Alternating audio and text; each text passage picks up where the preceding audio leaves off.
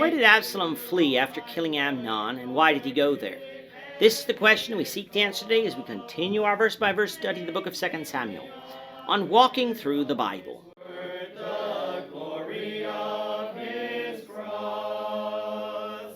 Today we're going to be discussing 2 Samuel chapter 13, verses 34 to 39, but before we do that, let's read the passage. If you have a Bible with you, you can turn to 2 Samuel chapter 13, verse 34, but if you don't have a Bible, don't worry. Just follow along with us on the screen. The version that we'll be reading from is the New King James Version. So 2 Samuel chapter 13, beginning at verse 34. Then Absalom fled, and the young man who was keeping watch lifted his eyes and looked, and there many people were coming from the road on the hillside behind him. And Jonadab said to the king, "Look, the king's sons are coming, as your servant said, so it is." So it was, as soon as he had finished speaking, that the king's sons indeed came, and they lifted up their voice and wept. Also the king and all his servants wept very bitterly. But Absalom fled and went to Talmai, the son of Ammihud, king of Geshur. And David mourned for his son every day. So Absalom fled and went to Geshur, and he was there 3 years. And King David longed to go to Absalom, for he had been comforted concerning Amnon, because he was dead.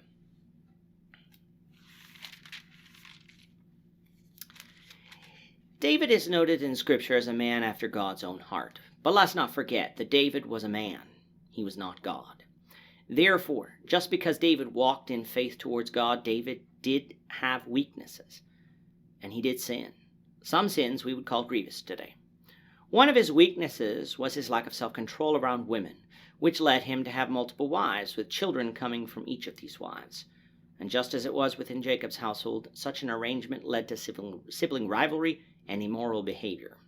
The whole situation wasn't helped by the fact that David committed adultery with Bathsheba and then murdered her husband in order to conceal the resulting pregnancy.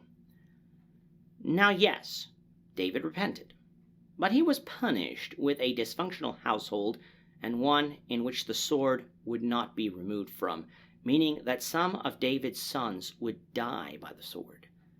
We see the first part of that punishment coming true here in chapter 13. We began with Amnon's perverted feelings towards his half-sister Tamar, which led Amnon to rape Tamar. When David seemingly did nothing to punish Amnon, 2 years had passed, but then Absalom, Tamar's full brother, killed Amnon in order to avenge his sister's honor. Now yes, Amnon deserved to be punished with death for doing what he had done to his sister, but Absalom did not have the right to carry out that punishment. Amnon did not kill Tamar, so Absalom couldn't be called an avenger of blood either. No, what Absalom did was murder his brother, and was thus in danger of being put to death himself. That is why when Absalom's brothers fled from his presence for fear for their own lives, that Absalom himself fled in the other direction. When word got back to David what had happened, the messengers prematurely thought that Absalom had killed all his brothers, perhaps thinking that Absalom had eyes for the throne. Jonadab, David's nephew and Absalom's cousin, though knew Absalom and assured David that Absalom would have only killed Amnon for what had happened to Tamar. The rest would certainly have remained alive.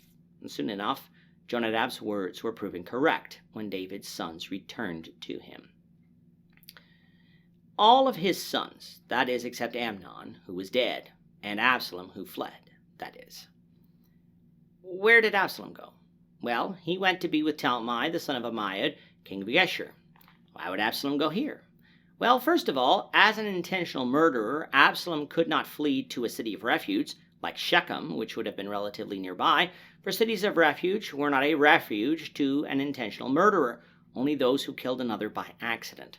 Therefore, Absalom had to flee the country if he wanted to avoid death. But why Geshur? For that, let's go reread 2 Samuel 3, verses 2 and 3.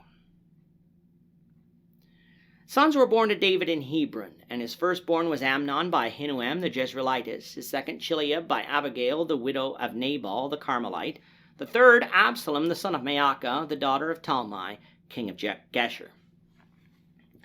So as we see, the king of Geshur was Absalom's maternal grandfather, and so, like Jacob fled to Laban, his uncle and family, in order to escape punishment for stealing the blessing of his brother Esau, Absalom too fled to family in order to escape punishment for killing his brother Amnon.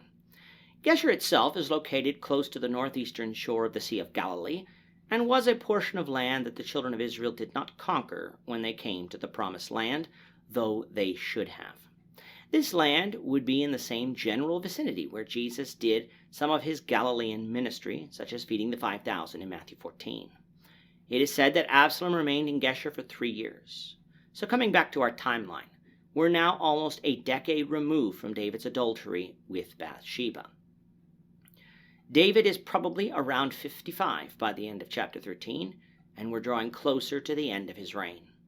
It would have been good for both David and Absalom had Absalom remained in Geshur until David died. However, such would not end up being the case. Why? Because the king's feelings for Amnon seem to have waned as the years go by, knowing that even though Absalom went about avenging Tamar the wrong way, that Amnon did get what he deserved. And even though David would never agree with what Absalom did, this did not mean that David did not want to ever see his son again. But he couldn't very well go see him himself, for Absalom was worthy of death, and as king it was his responsibility to bring about that judgment. David should have sent word to the king of Geshur, his father-in-law, for Absalom to be sent home as a fugitive. But David didn't do that. David allowed Absalom to remain in Geshur. It is these mixed emotions towards Absalom, though, that would open up the possibility for Absalom's return, something we'll see, the Lord willing, in the next lesson.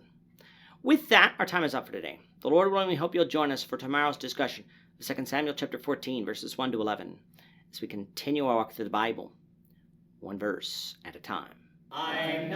Thank you for watching today's episode. We hope that you found it edifying and ask that you not only subscribe to our channel and podcast, but that you like and share this episode among your friends, so that the saving gospel of Jesus Christ can go out to the whole world.